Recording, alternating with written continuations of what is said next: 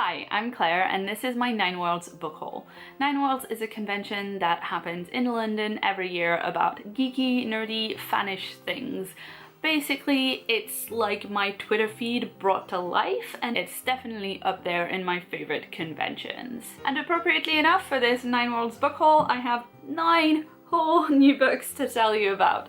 So let's get started because we've got a lot of things to get through. Last year, for whatever reason, I got a lot of free books at Nine Worlds, but this year I only got the one free book. It was the book in my goodie bag, which was 12 Kings by Bradley Beaulieu. This book is out in the US as 12 Kings in Shanghai. I'm not quite sure why they changed the name for the UK and dropped the place name Shanghai, particularly given that it uses that full name inside the book. This world obviously has 12 kings, but it also has a whole lot of secrets.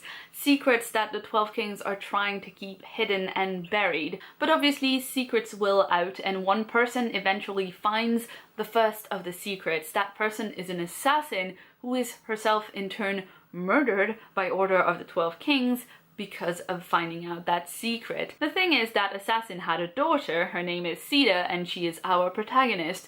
She is trying to find out what happened to her mother, figure out the truth, figure out what the secrets are, and possibly get vengeance. It doesn't quite say that in the back of the book, but I figure revenge is a fairly traditional motive in those epic fantasies. I've actually heard some really good buzz about this book online, and I definitely want to read it, but I don't think I'm going to be able to get to it anytime soon, really, because it is enormous. It is over 500 pages, and whilst I like my really long books, I tend to listen to the audiobook instead. And for this one, it is also quite heavy, just holding it now, so I don't know about lugging it in my backpack. I didn't really go to the expo properly until the Sunday, when I went in with a couple of hours to spare and spoke to some of the booksellers there. So the first stand that I went to was Rebellion Publishing, and I ended up buying these 4.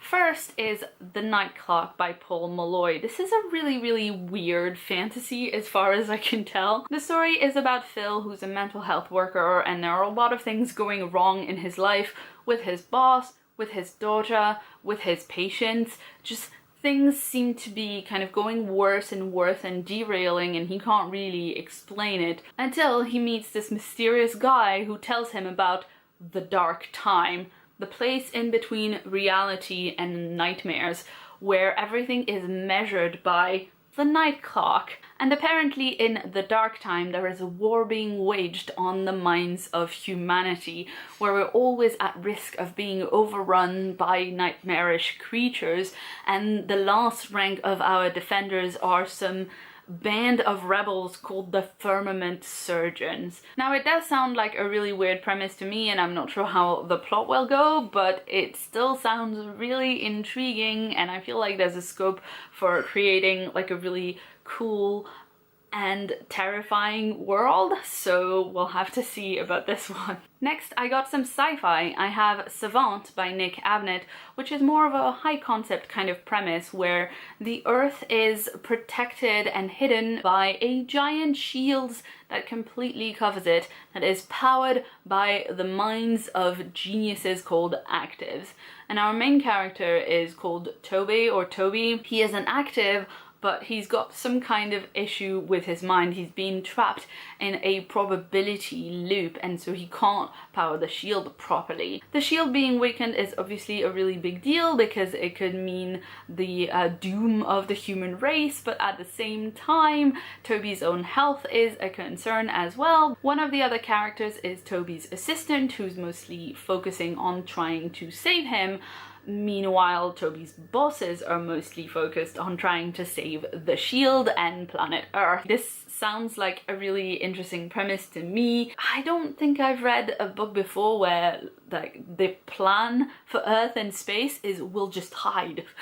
And I find that really interesting. I want to know kind of what the ramifications of that in terms of the culture and the world and all of that are. Next, I've got The Baba Yaga by Eric Brown and Una McCormick, and this one is part of the Weird Space series. Humans are in space, their culture in space is called the Expansion, and opposite the expansion, we have the Weird, an alien race that is at war with humanity. In this book, we follow Delia Walker, who works as an intelligence analyst for the expansion, but she has a disagreement with her bosses about their methods and she is fired. So she buys an old banged up ship called the Baba Yaga and takes it to the frontier of space in a spot called Satan's Reach, where she's heard rumors about a planet where the expansion and the Weird live together in harmony, and she wants to find out whether that is true. Now, this appealed to me for a bunch of different reasons. First of all, it sounds very Firefly-esque, and I'm always up for that.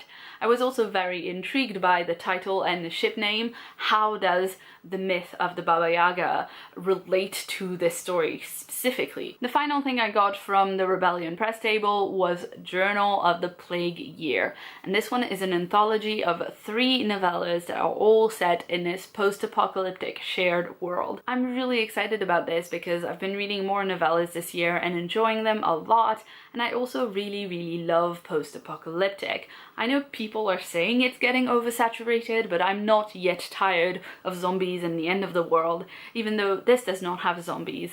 The illness in this shared world, the cull, is just a blood illness that kills most of the population of Earth, except for people with a certain blood type. We've got one novella called Dead Kelly by C.B. Harvey, which is about a fugitive and convict who was hiding in the bush in Australia for a while, but he comes back to the completely lawless and like uncivilized city of Melbourne to seek his revenge. We've also got Orbital Decay by Malcolm Cross, and that one takes place on the International Space Station as the astronauts are watching what's going down on Earth, but incapable of doing anything, and plus there's some murders. That sounds like a really great take on the post-apocalyptic that I've never thought about, so I was super excited about that one, which gives us this lovely cover. And the third novella is called Bloody Deluge, and it's by Adrian Tchaikovsky.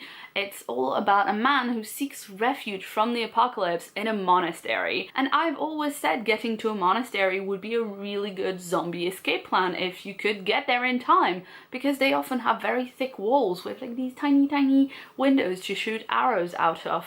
So, you know, I can't wait to see what Mr. Tchaikovsky does with my very harebrained zombie escape plan. After that, I visited the Forbidden Planet table and got 4 more books. First was The Race by Nina Allen, and I have to confess this was purely a cover buy. I've seen this book around. The cover was really pretty, and it does have a quote by Alistair Reynolds in the front, which, you know, is pretty good if you're writing a sci-fi novel. So I don't know a whole lot about this book except for what it says in the back, which is that we're in a future where the environment has been completely ravaged, and it looks pretty dark besides. The other thing that's mentioned in the back is that in this world there is illegal smart dog racing where they've modified greyhounds with human DNA, and I already want to punch someone. That sounds terrible. Don't do that, humans. But anyway, we have a character that is involved in this smart dog racing, and her niece